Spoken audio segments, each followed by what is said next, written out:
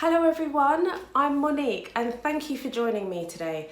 I'm really excited to talk to you about how I transitioned from my role as Senior Executive Assistant to the CEO of Channel 4 to business owner and career and wellbeing coach. Deciding to leave my role as an assistant was not easy. I've worked in the music and entertainment industry for 18 years plus, so it was everything that I knew. Me and my comfort zone were best friends. I had to ask myself some deep questions, and I'm going to ask the same of you. So pens and papers at the ready? Here's what I'll be covering. Number 1, purpose. Number 2, get specific and get real. Number 3, plan. Number 4, find your story. Number 5, get your crew together and get out of your comfort zone. I'm super excited to take you through these steps that I took to transition out of my role. So, are you ready? Let's get started. Find your why. Why do you want this? What is it going to give you? What is it going to take away? For me, I knew I wanted to be a life coach. It aligns with my core values and my beliefs and what I truly believe in. I wanted out of the rat race. I wanted to be self-sufficient. But most importantly, I still wanted to help people. So really dig deep and think about, why do you want this? What is this going to give you? Think about these.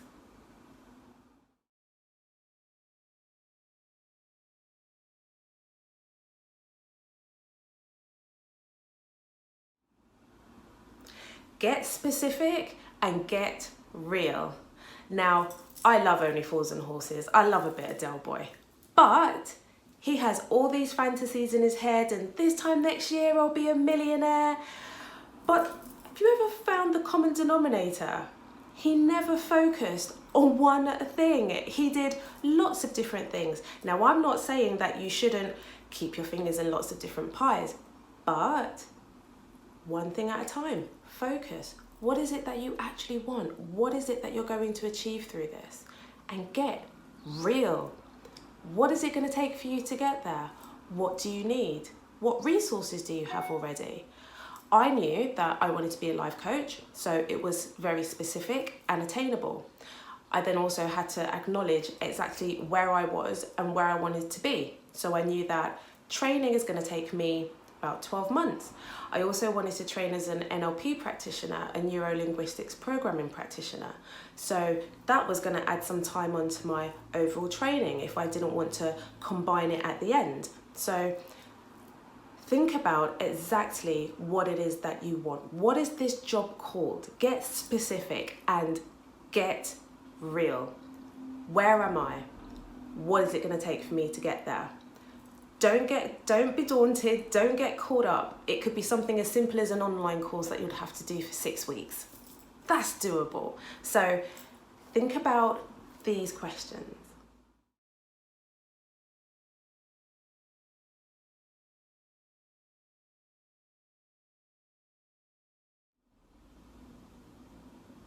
Plan.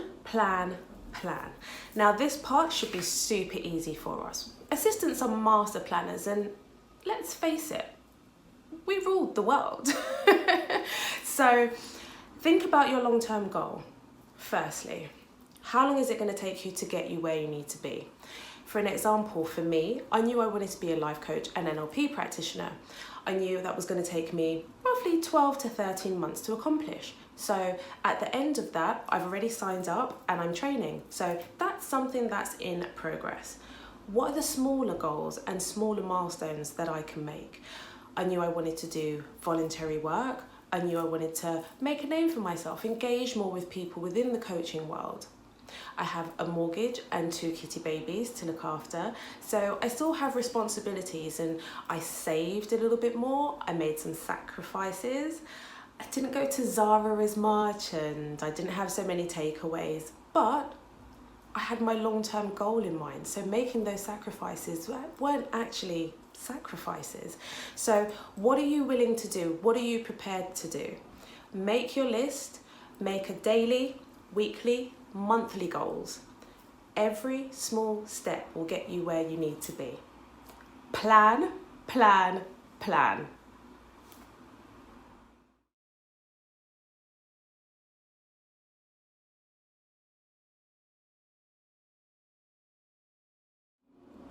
Find your story. For such a long time, you've been an assistant to ... or you've worked at company ... or if anybody was to mention your name, they might know that, oh, you're fabulous at Excel or PowerPoint, or you're really good with technology. If you're about to move into a different industry or completely change jobs, how are people going to know what you're capable of? What is your story? The same way that when I used to apply for jobs, I used to tailor the job description to my CV. Now, for your newfound role or your new industry, what's your CV? What is your story? Who are you? What is going to make you stand out from the crowd? Now, for me, it was a little bit daunting, but I didn't really let it faze me, because there's people that have been coaching for years and years and years and years and years. There are career and well-being coaches out there. So I really had to think about, what's my story? What's going to set me aside from someone else that's maybe got 20 years experience and I have a year and a half's experience? So think about your story. Who are you? Who are you speaking to? Who is your audience? If it's a different career change, what kind of company do you want to work for? What kind of people do they tend to attract? Do your research and find your story. Consider these.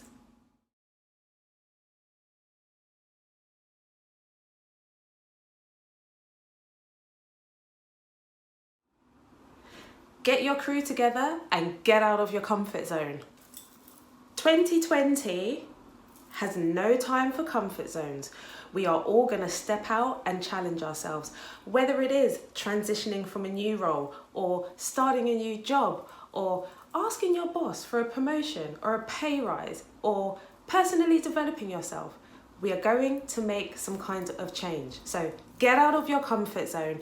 Tell people, tell your friends, tell your family members, tell people what you want to achieve. You'll be surprised. People will support you.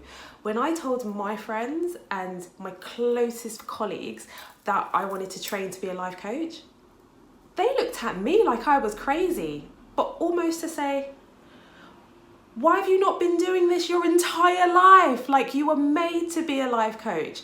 And I was still coming to terms with it, and I was still really excited to be on this journey. And then the more that people were supporting me and the more people were kind of just making me realize, like, duh, this is a no-brainer.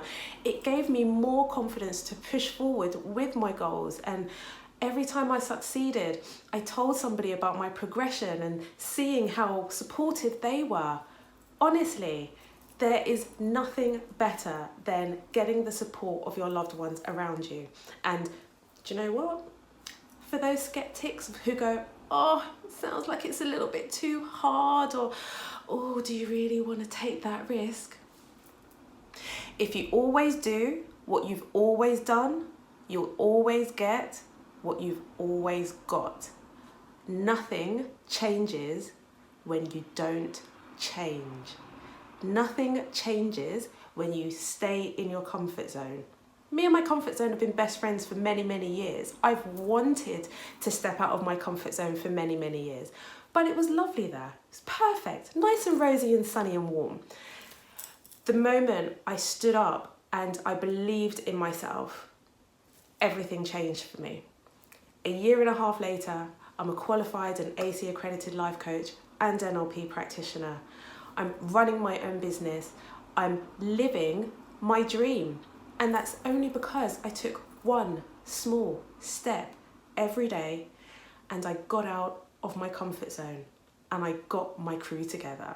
I have a wonderful crew. You'll be surprised. Your crew is amazing. They are going to get behind you. Get out there and tell someone. And if you think of it this way, the second you tell someone, you've already just stepped out of your comfort zone. You've lost an element of fear of, oh, what are they going to say? Or, oh, are they going to say that this is silly? Don't care. Get it out there. Tell your people. Get out of your comfort zone. Start with the small steps. So, just to recap, today you have found 1, your purpose. Who are you doing this for? Why are you doing this? Number 2, get specific and get real. What is this job called? What is it not called? What does it look like? What does it not look like? How far are you from your goal? What do you really need to do to get to where you want to be? Acknowledge that and make small steps. Number 3, plan, plan, plan. Easiest part for assistants. We rule the world. Think of your plan, start at the end and work your way up. Small milestones, small goals, and track your progress. Number 4, find your story. Who are you speaking to? Who is your audience? Who are you trying to captivate? Who do you want to notice you? Number 5, get your crew together and get out of your comfort zone.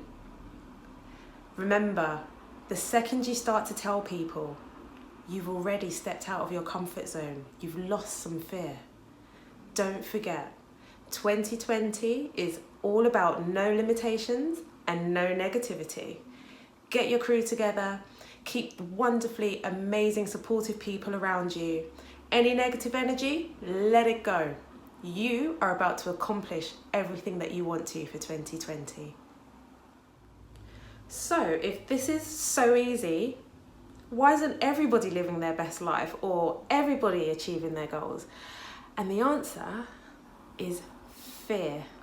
How do you have these Richard Bransons and all of these multimillionaires who seem to make these really big, scary, bold moves? They don't just wake up one day and go, oh, I want to be ...